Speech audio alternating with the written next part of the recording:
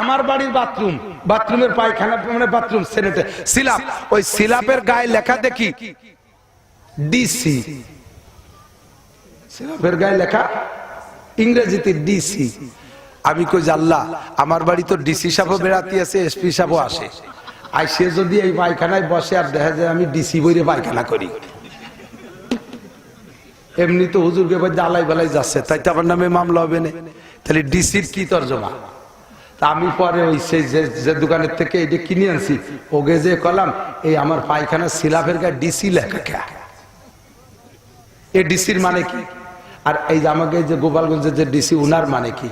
কয় যে এই ডিসির মানে হলো ডিস্ট্রিক্ট কমিশনার, আর আপনার যে ডিসি না পায়খানায় লেখা ও ডিসি মানে হলো ঢাকা সিরামিক,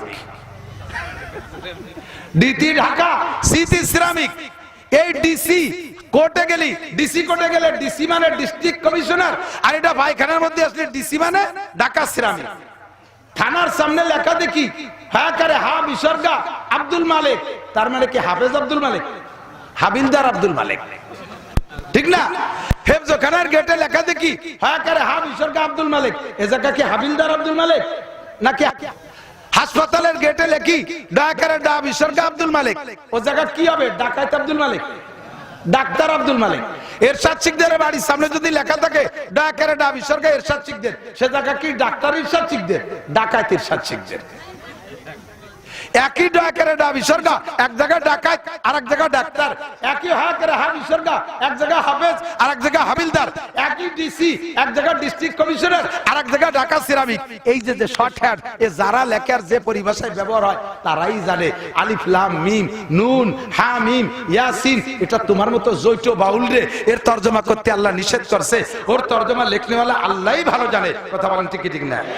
ছাত্ররা ছোটরা বিশেষ করে খেয়াল করে শুনবে, স্টুডেন্ট মাদ্রাসা স্কুল কলেজের ছাত্ররা, ভবিষ্যতে তোমরা একদিন এই চেয়ারে বসবা, হঠাৎ করে শুনবে একদিন আমার মৃত্যু খবর, কেঁদে কেঁদে আসবে সবাই দিতে শুধু খবর, মুরব্বীরা চলে গেছে, এখন আমরা দাড়ি পাইকে গেছি, এনি টাইম এভরিডে যে কোনো সময় চলে যেতে পারি, রাস্তাঘাটে চলাফেরা করি, অ্যাক্সিডেন্টের অবিরাম ভয়, চেয়ারটা যেন খালি না হয়, এ জায়গা কেউ আসতে হবে। লেখাপড়া শিখে এ জায়গা আসা বড় কঠিন, কারণ লেখাপড়ার পিছন দিয়ে বাস হয়ে গেছে, মোবাইল হাতে হাতে এসে গেছে, আর লেখাপড়া কেউ করবে না। আমরা যা দুই চার কথা বলে গেলাম এই গোছায় গাছায় রেখে ফিরে এসে এই জায়গা বসে দুয়ে মুছে খাতি পারবা ইনশাআল্লাহ। এই জন্য ভালো করে লক্ষ্য করে শুনতে হবে। নবী পাক সাল্লাল্লাহু আলাইহি সাল্লামকে সান্ত্বনা দেওয়ার জন্য ওই ওলীদ ইবনে মুগীরা এবং তার গোষ্ঠী হুজুরকে যে গালি দিয়েছে, হুজুরকে সান্ত্বনা দিতে হবে না আল্লাহ পাকের? সান্ত্বনা দেওয়ার জন্য এদিক নবী আলাইহিস সালাম সাহাবা কাফেরদেরকে নিয়ে ঘরের মধ্যে বসে তাবলীগের দাওয়াত দিয়েছে একেবারে সর্বপ্রথম। এর আগে হুজুর বাইরেও নামে নাই, এর বাড়িও যায় নাই, শুধু খাদিজা আর আবু বকর দুইজন মুসলমান। হুজুর 25 জনকে ঘরের মধ্যে দাওয়াত করে নিয়ে, তার ভিতরে হুজুরের প্রিয় চাচা আবু লাহাবও আছে। কোন আবু লাহাব জানেন? হুজুরের জীবনে একমাত্র সবচাইতে বেশি জন্মদিবস পালন করছে আবু লাহাব। প্রত্যেক সোমবারে স্বর্ণের পেয়ালায়, প্রত্যেক সোমবারে স্বর্ণের পেয়ালায় আবু লাহাব বাতি জ্বালাইয়া মুহাম্মদুর রাসূলুল্লাহ সাল্লাল্লাহু আলাইহি ওয়াসাল্লামের জন্মদিবস পালন করছে 40 বছর।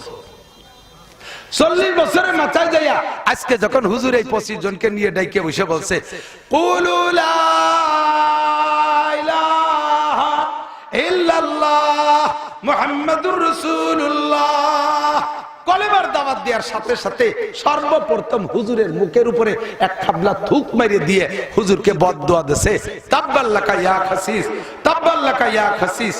মাইকে ডিস্টার্ব করতেছে এই অপারেটররা, তোরা টের পাও না? বেটারা টের পায়, তোমরা টের পাও না? ঘুরে ঘুরে তোরা এগুলো খেয়াল করবি। এক মাঠে যদি খারাপ হয়ে যায়, তাই তো আমি বুঝতে যে আমার এত কষ্ট হচ্ছে কেন, আমার বুক ব্যথা করতেছে। ওরা চলে গেছে মালকাতি। হুজুর বললেন, এই হুজুর যখন দাওয়াত দিছে, হুজুরের মুখের উপরে থুক মাইরা হুজুরকে বদদুয়া দিয়ে গালাগালি করে চলে গেছে। তাব্বাল্লাকা ইয়া খাসিস আলী হাদা জামাতারা, ধ্বংস হয়ে যায় হে মুহাম্মদ, যেই আবু লাহাব 40 বছর হুজুরের জন্মদিবস পালন করছে স্বর্ণের পেয়ালায় বাতি জ্বালাইয়া, হুজুরের জন্ম খবর শুনে শাহাদাত আঙ্গুল দিয়ে ইশারা দিয়ে তার প্রিয় বান্দি সুহাইবাকে আজাদ করে দিয়েছে। যখন হুজুর কলেমার দাওয়াত দিয়েছে, হুজুরের মুখের উপরে থুক মেরে বদদুয়া দিয়ে কয়, কপাল পোড়া এই কইতে জন্য ডেকে নিয়ে এসেছিস আমাদেরকে, দুপুরবেলা খাওয়াইয়া পাম্পটি দিয়েছে এই করার জন্য, তুই ধ্বংস হয়ে যা। আল্লাহ তাআলা সূরা নাজিল করে দিয়েছে, তাব্বাত ইয়াদা আবি লাহাব, আমার নবী ধ্বংস হবে না, তোর 2 হাত ধ্বংস হয়ে যাবে। কথা বলেন ঠিক কি ঠিক না? তোর 2 হাত ধ্বংস হয়ে যাবে। তুই তো একবার বলছিস তাব্বাল্লাকা, আর তোর নামে ডেলি লাখবার হবে, তোর নামে ডেলি এই এদিক টাকার তাব্বাত ইয়াদা ও তাব্বাল্লাকা কইছে একবার, আর আল্লাহ পাক সূরা তাব্বাত ইয়াদা নাজিল করে দিয়েছে। তার মানে আবু লাহাব আর তার স্ত্রী দুইজনকেই আল্লাহ পাক রব্বুল আলামিন অভিশপ্তের ভিতরে নিয়ে আসছে। আর এইটা ডেলি কতবার পড়া হয় জানেন? পৃথিবীতে 200 কোটি মুসলমানের মধ্যে কমপক্ষে 2 কোটি মানুষ তো নামাজ পড়ে, কথা কয় না? মিনিমাম 2 কোটি মানুষ তো, আর সর্বনিম্ন ভেলায় ছাড়াইয়া 2 কোটি হলেই তো নামাজ পড়ে। এই 2 কোটির ভিতরে লাখ খানিক মানুষ কি তাব্বাত ইয়াদা শুরু পড়ে না?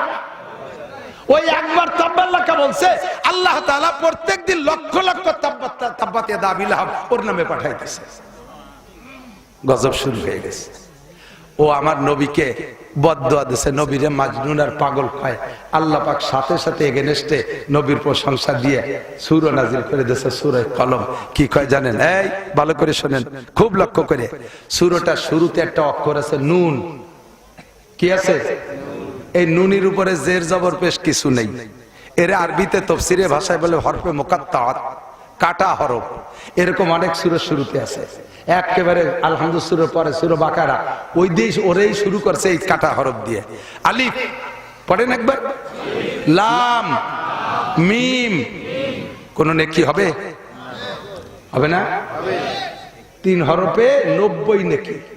কারণ এই 3টে হরফের ভিতরে আরো হরফ আছে। 3টে হরফ, আলিফ লিখতে 3টে হরফ লাগে। আলিফ জবরা লাম জেরলি ফাদুই পেশফুন, আলিফুন, এতে হয় আলিফ। তাহলে এক আলিফ কলি কয়টা অক্ষর হইছে? 3টা। লাম লিখতে 3টে হরফ লাগে, লাম আলিফ জবর, লাম আলিফ জবর লাম মিম 2 পেশফুন, লামুন। এরে লিখতে আর 3 হরফ। মিম লিখতে 3 হরফ, মিম ইয়েজের মিম, মিম 2 পেশফুন, মিমুন। তাহলে আলিফ লাম মিম 3টে হরফ, 3টে হরফ না, 3টে হরফ একটা হরফ না, 3টে হরফ, 3টে হরফ না, 3টে হরফ 9টা হরফ। আমাদের সমাজে একদল বেরোইছে, তারা আমাদেরকে ভূগোল পড়াচ্ছে, কয় যে কোরআন শরীফ তরজমা না বুঝে পড়লে কোনো নেকি হবে না। জোরে কর না নাউজুবিল্লাহ। আমার নবী বলেন, মান করা হারফাম মিন কিতাবিল্লাহ ফালাহু হাসানাতুন ওয়াল হাসানাতু বিআশরি আমসালিহা। যে ব্যক্তি কোরআন শরীফ থেকে একটা হরফ পড়ে, জোরে বলেন কয়টা? একটা হরফের কোনো অর্থ হয়? হুজুর বললেন একটা হরফ পড়লে তারে 10টা নেকি দেয়া হবে। একটা হরফ পড়লে 10টা কি? আর এক হরফের তো কোনো তরজমাই নাই। তা তুমি যে কইলে তরজমা ছাড়া তরজমা না বুঝে বললে নেকি হবে না, তাহলে তুমি নবী পাকের চাইতে বেশি বোঝো। তোমারকে আলাদা নবুয়ত দিয়েছে, তোমারকে আলাদা বলার অধিকার দেওয়া হয়েছে। আমার নবী বলেছেন 1 হরফে 10 নেকি। দোস্ত, আলিফ লাম মিম পড়লে কেউ বলে 30 নেকি, আর কোন কোন মুফাসসির বলে 90 নেকি। একে কয় হরফে মুকাদ্দার। কিন্তু এদিকে দিকে দিকে দিক যেটা বলবো বলে আসছি, আমাদের দেশে তো বাউল বয়াতির অভাব নাই, বিচার গানের বয়াতির অভাব নাই। কথা কন? আপনাদের এদিকে আছে নাকি আমি জানি না, সত্যি জানি না, ওয়াল্লাহি জানি না। কিন্তু ইনরা কয় কি এই 3 হরফের তরজমা হুজুররা জানবে কোন জায়গাতে? আল্লাহর কালাম হলো 90,000, হুজুররা জানে, মাদ্রাসার হুজুররা জানে 30,000, আরো 60,000 গোপন আছে মারেফাতের, ওইটা আমরা জানি। এইটা জানিয়ে উন্ডায় আলিফ লাম মিমের তরজমা কয় কি? আলিফে আল্লাহ, লামে জিবরাইল, মিমে মুহাম্মদ। এমন ভাবে বলবে যা বিশ্বাস করতে বাধ্য। কি মানে? আল্লাহর থেকে জিবরাইলের মাধ্যমে মুহাম্মাদের কাছে আসছে। একেবারে সহি সহি মনে হচ্ছে না কথাটা? সমস্ত মুফাসসিরদের নেতা রাইসুল মুফাসসিরিন আব্দুল্লাহ ইবনে আব্বাস পর্যন্ত বলেছে আল্লাহু আলামু বিমুরাদিহি বিযালিকা। একে বলা হয় ইংরেজিতে শর্ট হ্যান্ড, ইংরেজিতে শর্ট হ্যান্ড, আরবিতে কয় হরফে মুকাত্তাত, কাটা হরফ। এর তরজমা এক আল্লাহ ছাড়া কেউ জানে না। কথা লম্বা হয়ে যাচ্ছে অন্য দিক দিয়ে, আমি অত দূর যাব না।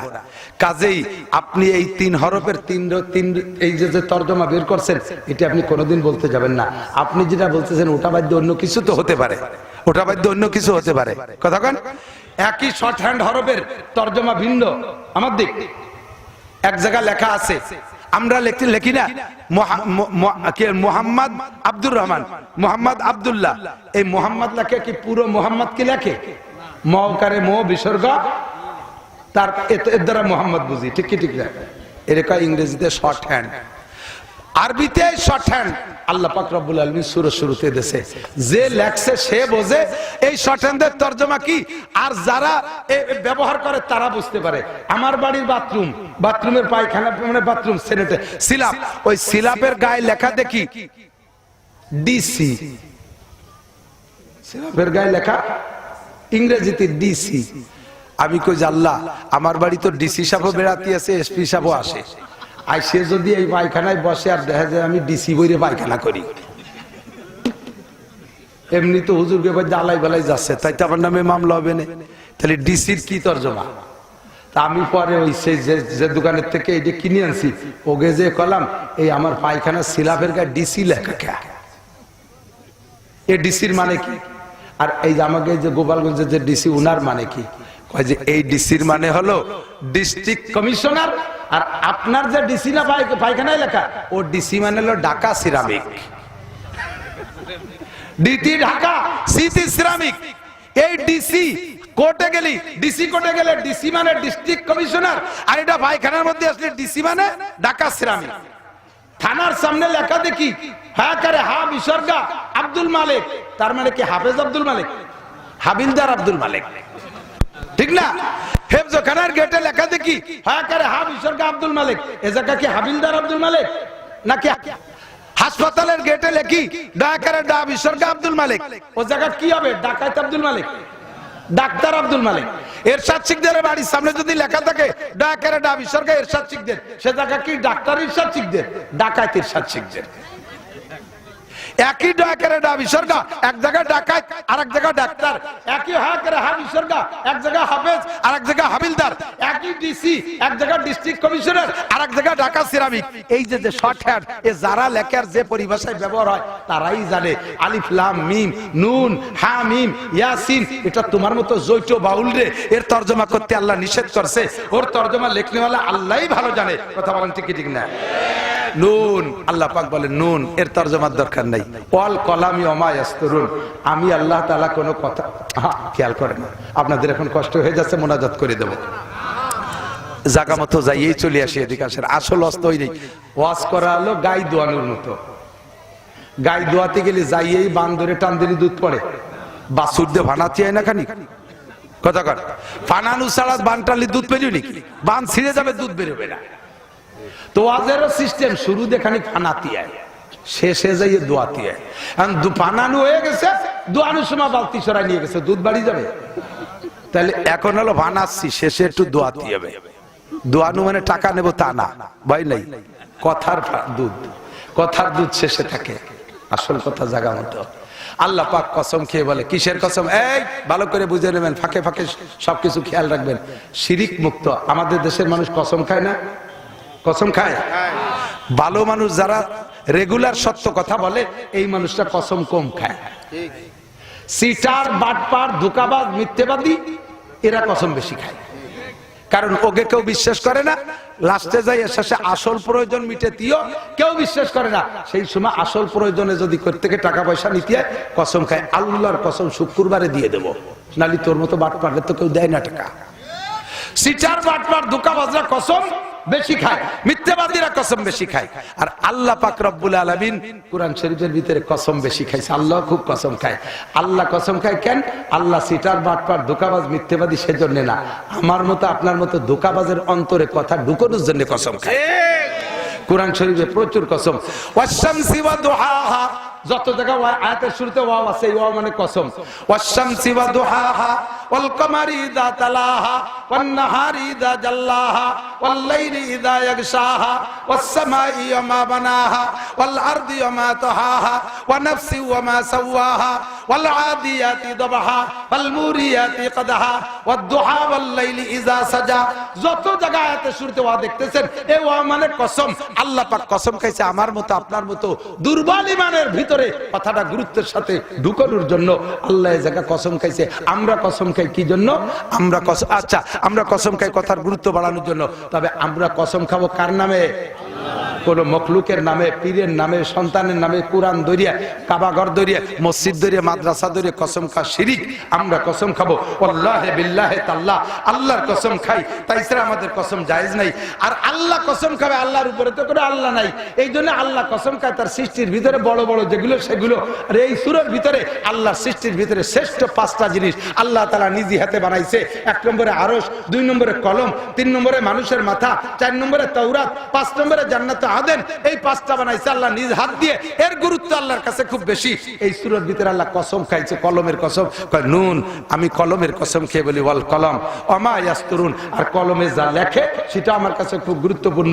দুটো জিনিসের কসম খেয়ে আমি বলি নুন আল কলমি ওমা ইয়াসতুরুন। হুজুরকে আল্লাহ সান্ত্বনা দিচ্ছে, মা আনতা বিনিমাতি রাব্বিকা বিমাজনুন। আল্লাহু আকবার। আপনি আপনার রবের নিয়ামত, আপনি পাগল না।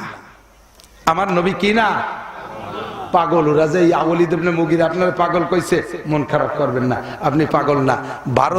ভারতের এটা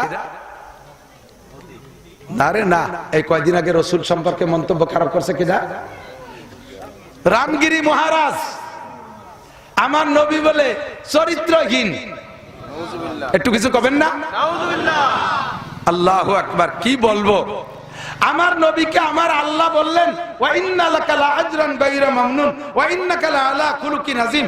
আপনি পাগল না, আপনি আপনার রবের নিয়ামত, আপনার জন্য রয়েছে অসংখ্য পুরস্কার, আর আপনি হলেন সর্বোত্তম চরিত্রের অধিকারী। কিছুক্ষণ পরে আল্লাহ কয় লাকাদ কানা লাকুম ফি রাসূলিল্লাহি উসওয়াতুন হাসানাহ।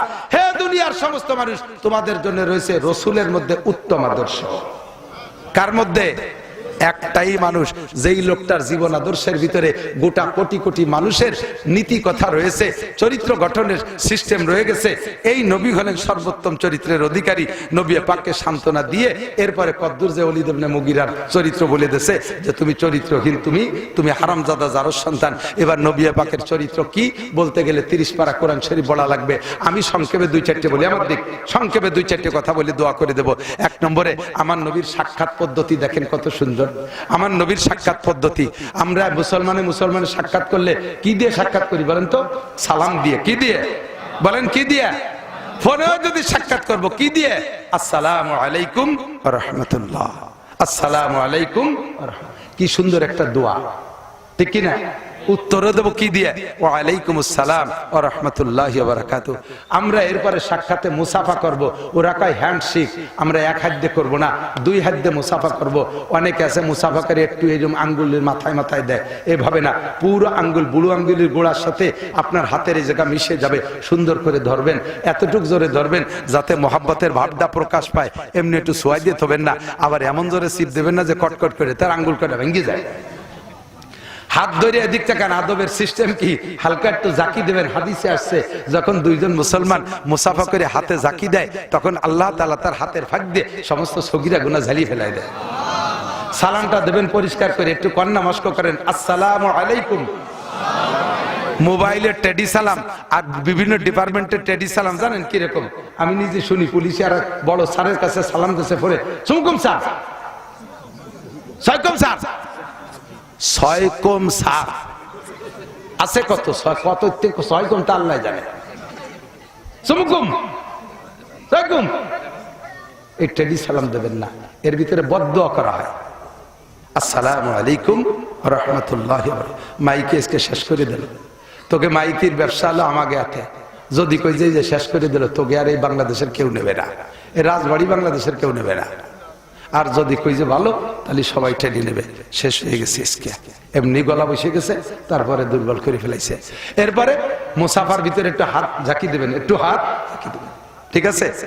স্ত্রীর সাথে মুসাফা করবেন, ছেলের সাথে মুসাফা করবেন, মেয়ের সাথে মুসাফা করবেন, মার সাথে মুসাফা করবেন, দাদি নানির সাথে মুসাফা করবেন, বাবির সাথে মুসাফা করবেন, শালির সাথে মুসাফা করবেন, স্কুল কলেজের ছাত্রীদের সাথে মুসাফা করবেন। আস্তাগফিরুল্লাহ, ওখান থেকে ফিরে আসেন। এই জাকি দেবেন একটু হালকা ভাবে। আমার মতো ছোট দুর্বল হুজুর, বিশাল তাগড়া জুয়ান 7 ফুটি একজন আইছে, এই রাজবাড়ির মস্তান, হাত খান ধরে ছোট্ট একটা জাকি দিয়েছে, গুড়াইতে খুশি গেছে। কুলাকুলি আরবিতে কয় মুআনাকা, কি বলে? আমার নবীর আদর্শ বুকের সাথে জড়িয়ে ধরে অনুকুন মানে গলা বাবে মুফালায় যাইয়া মুশারাকাতের তরজমা তার মানে মিলে মিলি গলায় গলা মিলেলি হয় মুআনাকা কিন্তু বুড়ি যদি এত বড় হয় গলা মেশবে সে জায়গা পেটে পেটে দুই ঘষা দিয়ে মুবাতানা পেটা পেটিয়ে চলে যায় বুকের সাথে দুই ধাক্কা দিয়ে একবার হবে কয়বার মুআনাকা একবার এদিক তাকান মুআনাকা কয়বার গলা একবার যার যার ডাইন পাশ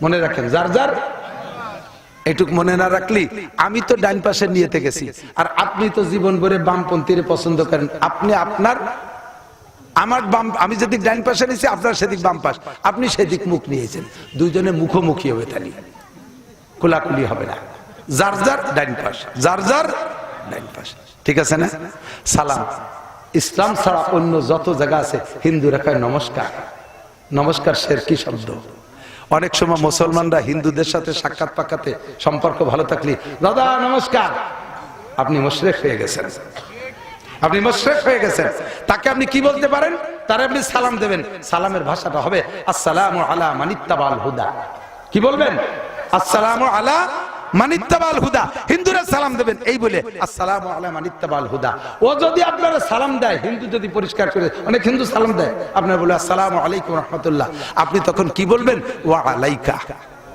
কট্টুক ওয়া আলাইকা আমার নবী সব আদর্শ শিক্ষা দিয়েছে কোথাও বাকি নাই সবকিছু নবী পাক শিক্ষা দিয়েছে তো দোস্ত আমার নবীর আদর্শের চাইতে ভালো আদর্শ জগতে হতে পারে ঠিক কি ঠিক না আমার নবীর এই আদর্শের প্রশিক্ষণ কেন্দ্রের নাম মসজিদ কেন্দ্র কি মসজিদে নবাবী হুজুরের সংসদ ভবন মসজিদে নবাবী হুজুরের সচিবালয় মসজিদে নবাবী হুজুরের হাইকোর্ট মসজিদে নবাবী হুজুরের জেলখানা মসজিদে নবাবী হুজুরের বিশ্ববিদ্যালয় মসজিদে নবাবী হুজুরের মাদ্রাসা মসজিদে নবাবী হুজুরের থানা মসজিদে নবাবী হুজুরের জেলা অফিস সবকিছু ওখান থেকে সার্কুলার হতেন আজকে আমাদের সেই মসজিদগুলো বানায় নিছি অন্য কাজের জন্য সাবধান থাকবো সতর্ক থাকবো মসজিদ হলো কার ঘর একটু বলেন কার ঘর আল্লাহর ঘর আল্লাহ রাসূল বলেন মামবানা মসজিদাল লিল্লাহ বানাল্লাহু লাহু বাইতান ফিল জান্নাহ যে আমার ঘর মসজিদ আল্লাহর ঘর মসজিদ নির্মাণ করে দেয় আল্লাহ তাআলা তাকে জান্নাতের মধ্যে একটা ঘর বানায় দেয়